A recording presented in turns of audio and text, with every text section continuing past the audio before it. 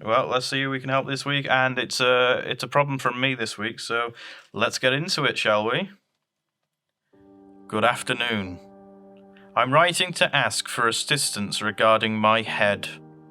Every day, I wake up and see that my head is unnaturally bulbous. As the day goes on, my head starts to shrink. When I look at myself before bed, my head is like a dried up raisin.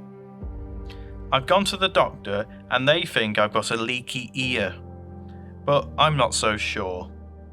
Anyway, have you guys encountered anything like this before? Anything would be appreciated. Sincerely, Amy G. Darla. I have not encountered anything like this, but we're still going to help because it's what we do. So we've got a sort of...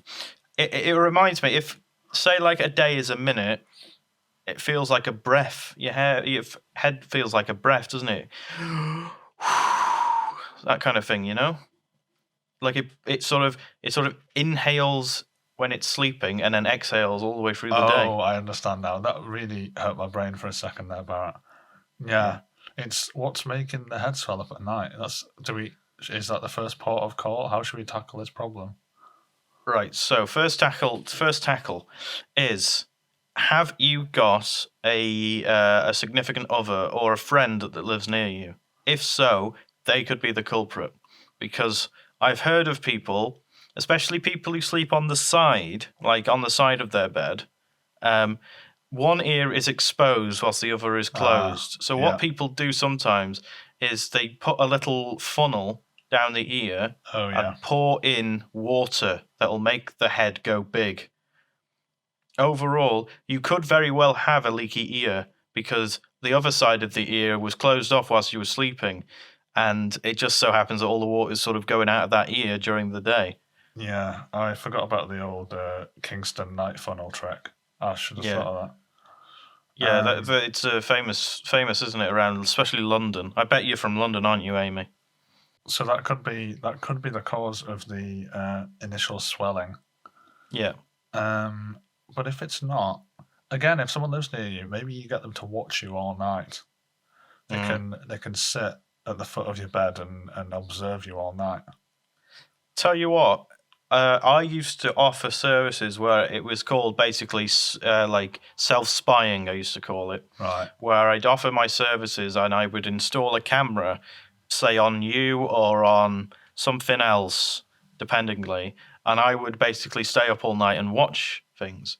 So I'd have to basically get somewhere to do that now, and Joe Splurts has got a very small flat, so I probably wouldn't be able to do it here, but I'd have to go somewhere else, maybe to the park or something. I could probably find a small little cavernous spot there to find, and basically spy all night on your surroundings and just check your head out, see what it's doing. Before we offer that, just check what the court order said, just to make sure. Of course I'll have a look at that as well. But it's nothing to worry about. I don't think anything like that is covered by the court order, so I don't think we need to worry. Now, about the shriveling, is their head? Is it sort of going down? It's not going down to a normal size, is it? It's going down even further. Even further. So I'd say around 5 to 6 p.m. probably they're at a normal head size. Yeah, which is good for eating your tea if you're having a family meal. Yeah. Like, the only thing is going to work, isn't it? That's probably a ball ache. Yeah. Imagine being on, because we've established from London now, imagine going to the tube, on the tube, and your head takes up the size of, 2 heads. Yeah. That's a lot of space. Imagine if you're on nights as well, and all the other security guards are calling you little raisin head. Yeah. So we've got to get this sorted. It's obviously not very healthy. So... Yeah, right. I think we've got to get a balance of fluids. Balance of fluid, like 4 humours. Yeah, it is almost like that. We need to somehow cut out the night fluids, and around tea time you need more fluids. Yeah. How do we get more fluids into their head? Well, so that's the way. If it is the night funnel trick, then we could use that again. Right, yeah. If you're aware, because it might be a dirty trick someone's playing on you. If you are getting if you are a victim of night funneling, then in the day you can funnel yourself.